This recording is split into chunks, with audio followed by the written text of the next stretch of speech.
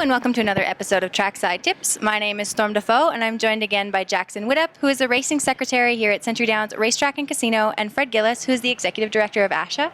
Thank you again for being with me, and let's talk about Sunday's races. Yeah, great two races. The cards coming up here, Fred. I think Sunday's a lot of good betting opportunities, fuller fields, real good race horses, and Monday's the interesting day, all stake races. Really like this card for Sunday.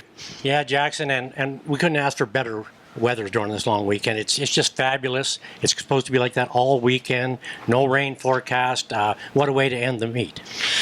Let's go right on to the first race, Fred. Tough race to me. I'm going to go outside the box a little bit here. I'm going to pick Joe King.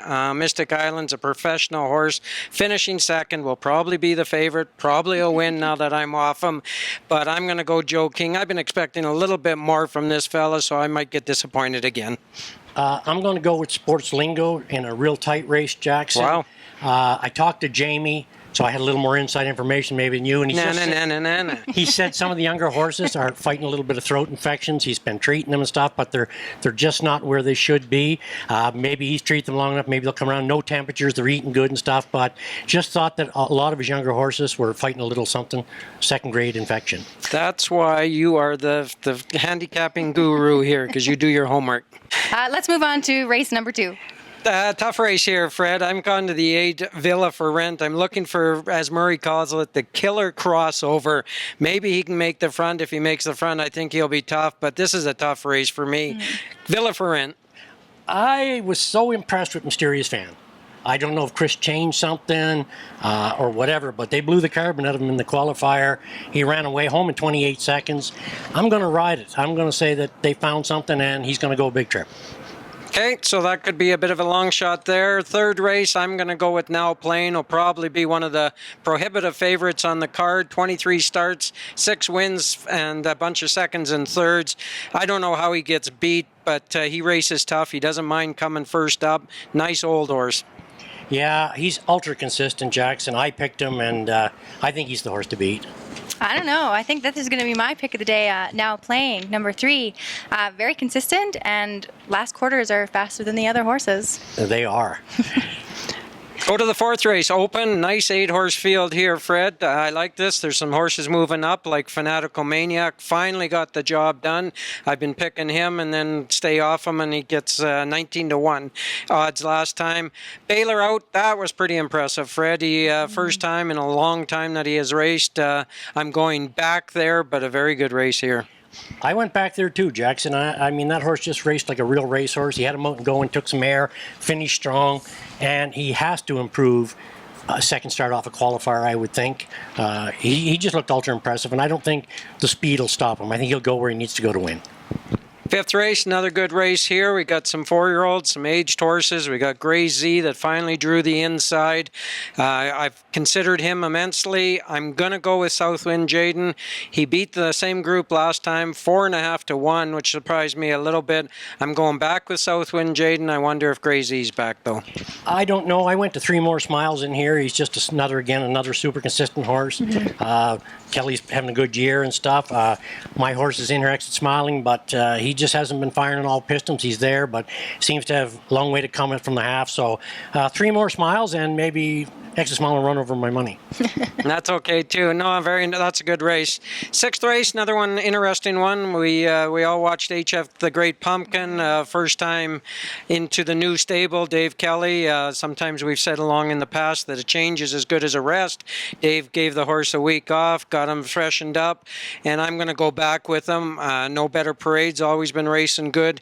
Pretty good race here, but I can't see why HF The Great Pumpkin can't come back. Yeah, and he's my choice again too, Jackson. He handled this bunch pretty easy, and it's pretty much the same bunch. And real good for the first start for New Connections, and I think they'll test his colt because there's still potential stakes ahead if he can shake a little of the rust off. Yeah, I thought they might have even supplemented him into the stake race this weekend. The owners have a lot of money, and I thought they'd take a chance. He raced pretty good. Onwards, we go to the 7th race. Tough race here, Fred. Sure Burns Blue means a lot to you, your heart. What about I Can Dream? So this horse, he went back into the straight conditions, got thumped. Will he remember that? I see he's 8 to 1 on the morning line, so that person must have thought so. But I'm going with I Can Dream. I think maybe can cross over, get the lead, and hang on this time. He sure is one of the horses to beat, no question about it. I went with Good Day Is Coming, coming out of the non-winners of 4. Fred, I'll give you a little information there. That horse will be scratched because she drew in, but maybe you don't remember doing the Saturday show. Yeah, drew in Saturday. So I'm going to jump on board with you then, Jackson. And I Can Dream, like you said, if they do the crossover, it's pretty much over with this bunch. 8th race, a real good group of horses here. They've been taking turns beating each other. I see It's a Great White. I didn't do the show last week, Fred. I don't know if you picked that horse, but congratulations. After probably about 15 starts, your horse finally won one. Congratulations. He did. He had to get down to where, but anyone off chalk favorite. They were listening to me over the weeks. They kept parlaying their money. If they lost $2 this week, they're up to about $22, I think. I'm going to go with Peace Out Posse. Fred seems to be one of the most consistent here, although he doesn't win many in this class. I can't pick one that is going to beat him, and I'd be surprised if he does get beat. So I'm going with Peace Out Posse, but you probably got something different. I went with a pellet. I think he's getting a little bit of class relief, Jackson, the rail. He's not real handy. I think that puts him up, somewhere closer in the middle of the pack, and I think he'll enjoy the class relief. I don't know. I'm going to have to agree with Jackson this time for for my long shot of the day with Peace Out Posse. Again, just really consistent, and Kelly's Barn's been doing so well this year. Absolutely, and that's 2 good reasons for picking him, Storm. 9th race, the old veteran, Duke It Out. Mike Hennessy just stays on this horse as much as he can. He had some other choices in here.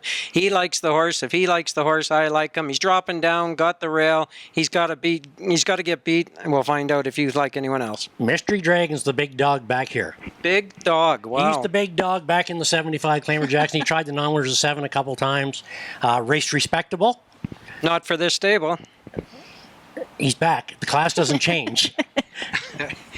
Big dog. Wow, that's bold. He's the bold. big dog in here.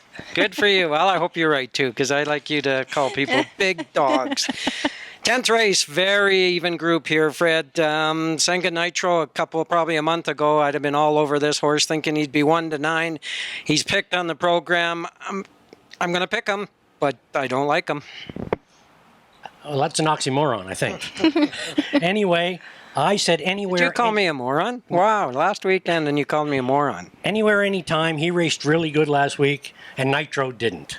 It's that simple why I went off. Yeah, he was in a tougher bunch too, maybe last week, anywhere, anytime. And for that reason only, Nitro raced kind of bad, and the other horse raced really well. Nice way to end a very good betting card. I think this one is a great betting card. On Monday, we'll see some great horse races. Yeah, definitely. Well, again, thank you so much, Jackson and Fred. This has been Trackside Tips. Post time on Sunday is at 1:15 p.m. My name is Storm Dafoe, and we will see you at the races.